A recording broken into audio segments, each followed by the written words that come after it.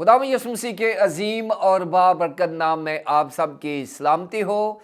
नाजरीन, हमारा आज का डिवोशन लिया गया है मुकद्दस पौलुस रसूल का फिलिपियों के नाम खत, उसका दूसरा बाब, उसकी 3 से 5वीं आयत तक। मुकद्दस पौलुस रसूल का फिलिपियों की कलीसिया के नाम खत, उसका दूसरा बाब, उसकी 3, 4 और 5वीं आयत में से यहाँ यूं मरकूम है, तफरके और बेजा फख्र के बायस कुछ ना करो, बल्कि फिरौतनी से एक दूसरे को अपने से बेहतर समझे। हर एक अपने ही अहवाल पर नहीं, बल्कि हर एक दूसरों के अहवाल पर भी नजर रखे। वैसा ही मिजाज रखो जैसा मसीह यीशु का भी था। कलाम मुकद्दस के पढ़े और सुने जाने पर खुदावंद की बरकत हो, आमीन। नाज़रीन, हमारे आज का डिवोशन का उन्वान है मसीही मिजाज, क्रिश्चियन एटीट्यूड। और इन आयात को हम 3 हिस्सों में तकसीम करेंगे, जिससे हम मसीही मिजाज से मुतल्लिक सीख सकेंगे। अगर हम 3री आयत का पहला हिस्सा देखते हैं तो उसमें हमें एक मसला नजर आता है, और फिर 3री आयत के दूसरे हिस्से से 4थी आयत तक उस मसले का हल बयान किया गया है, और फिर 5वीं आयत में उस मसले के हल के मेयार को बताया गया है कि उसका तरीका क्या था, मसले के हल का तरीका क्या है। पिछले डिवोशन में जो पहली 2 आयत पर मुश्तमिल था, मुकद्दस पौलुस रसूल कलीसियाई इत्तेहाद और यगानगत की बात करते हैं, और यहां पर भी उसी मजमून को एक नए जाविये से देखा गया है, और वो ये है कि मुकद्दस पौलुस रसूल कहते हैं कि कलीसिया में मसला है, और उस मसले का हल भी मुकद्दस पौलुस रसूल ने बताया है, और फिर हल करने का तरीका भी बताया गया है। यानी मुकद्दस पौलुस रसूल ने कलीसिया के मसाइल को और कलीसिया की हालत को बड़ा करीब से देखा है, चाहे वो उनसे दूर है, जेल में है, और ये एक मिसाली खादम होने का आला मेयार है। नाज़रीन, यहां फिलिप्पी की कलीसिया में जो मसला है उसको बयान किया गया है कि तफरके और बेजा फख्र के बायस कुछ ना करो।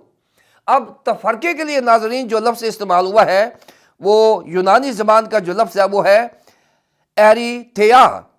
एरिथेया जो है ये तफरके के लिए लफ्ज़ इस्तेमाल हुआ है, और तफरके से ज़्यादा मीनिंग इसके हमें मिलते हैं यूनानी ज़बान में से।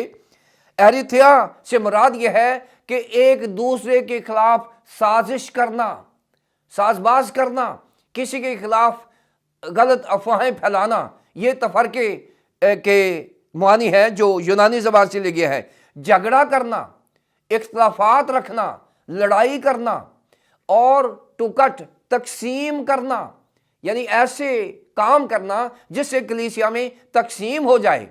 और एरिथेया जो है ये बहुत ही सीरियस मसला हो रहा था फिलिप्पी की कलीसिया में, जो आज भी हमारी कलीसियाओं में मौजूद है, कि हम बाज़ औक़ात अपने नज़रियात को डेवलप करने के लिए कलीसियाई इख्तलाफात में हिस्सा लेते हैं, और बढ़ चढ़ कर कलीसियाई इख्तलाफ को अपने मफादात के लिए इस्तेमाल करते हैं। सो तफरके में हमने नहीं पढ़ना। और फिर बेजा फख्र, और बेजा फख्र जो है इसके लिए जो यूनानी ज़बान का लफ्ज़ है वो है कैनोडोक्सिया। कैनोडोक्सिया का मतलब है झूठा जलाल हासिल करना, यानी मैंने किया कुछ नहीं है और अपने नंबर बढ़ाने के लिए अपने क्रेडिट में चीज़ें डालते रहना, इसको कहते हैं फख्र करना। झूठा जलाल यानी अपनी तारीफ करना और अपनी बड़ाई करना, जो काम मैंने नहीं किए उनको अपने खाते में डालना, या मैं जो नहीं हूं वो बताना कि मैं हूं। और ये बेजा फख्र होता है एग्जैजरेट करना, अपने आप को वो बताना जो मैं नहीं हूं। ये है कैनोडोक्सिया। और ये लफ्ज़ जो है ये कलीसियाओं में पाया जाता है कि हम डॉक्टर नहीं होते और हम डॉक्टर कहते रहते हैं, हम पासवान नहीं होते हम पासवान कहते रहते हैं, हम बिशप नहीं होते हम बिशप कहते रहते हैं। इसको कहते हैं बेजा फख्र करना। इंजील की बिशारत पर तो हम फख्र करते नहीं हैं, क्योंकि वो हम करते ही नहीं हैं, और बेजा फख्र इसलिए करते हैं कि हम इंसानी तारीफ चाहते हैं, हम अपने आप को बड़ा करना चाहते हैं। सो मुकद्दस पौलुस रसूल फिलिप्पी की कलीसिया को और आज हमें भी तफरकों में और बेजा फखर में जाने के लिए रोकता है, बल्कि आगे हल बताया गया है कि इसका हल क्या है, बल्कि फिरौतनी से एक दूसरे को अपने से बेहतर समझे, बल्कि फिरौतनी से। अब ये तीसरी आयत का दूसरा हिस्सा और चौथी आयत जिसमें लिखा है हर एक अपने ही अहवाल पर नहीं बल्कि एक दूसरों के अहवाल पर भी नजर रखे। ये मसाइल का हल है कि अगर हमने तफरकों से और बेजा फखर से निजात हासिल करनी है तो फिर लाजमी है कि हम फिरोतन हो जाएं। फिरोतन जो है ये फारसी ज़बान का लफ्ज़ है। फिरो का मतलब होता है झुकना और तन होता है जिस्म, यानी अपने आप को जिस्मानी हालत में भी हलीम रखना, आजिज और इनकसार रखना, और फिर एक दूसरे को अपने से बेहतर समझना। नाज़रीन, ये खासा मुश्किल है जो मुक़द्दस पौलुस रसूल हल बता रहे हैं, इसलिए कि जब हम मसीही होते हैं तो फिर हम अपने आप को छोटा और अपने साथी को बड़ा गर्दानते हैं, क्योंकि यीशु मसीह ने हुक्म दिया है कि जो अपने आप को बड़ा गर्दानना चाहता है, जो बड़ा बनना चाहता है, वो सबका खादिम बने, यानी अपने आप को छोटा बनाए। फिर नाज़रीन, चौथी आयत में खुदावंद यीशु मसीह का जो प्रिंसिपल असूल है वो मुक़द्दस पौलुस रसूल हमें बता रहे हैं। वो क्या है कि हर एक अपने ही अहवाल पर नहीं बल्कि हर एक दूसरों के अहवाल पर भी नजर रखे। ये मसीही जिंदगी है। मसीही जिंदगी है जब हम एक दूसरे को सपोर्ट करते हैं, एक दूसरे के साथ शेयर करते हैं। और यहाँ तीन चीजें बताई गई हैं कि हम अपनी बरकत को दूसरों के साथ शेयर करें, क्योंकि हम अपने ही अहवाल पर नहीं बल्कि दूसरों के अहवाल पर भी नजर रखें। हम अपनी बरकत को दूसरों के साथ शेयर करें, फिर हम एक मिसाल बन जाएं जो यीशु मसीह मिसाल बने हुए थे, मुक़द्दस पौलुस रसूल मिसाल बना हुआ था। नाज़रीन, तीसरी आयत का पहले हिस्से में हमने देखा है कि मुक़द्दस पौलुस रसूल ने कलीसियाई मसले को बयान किया है। फिर तीसरी आयत के दूसरे हिस्से में और चौथी आयत में उस मसले का हल बताया है।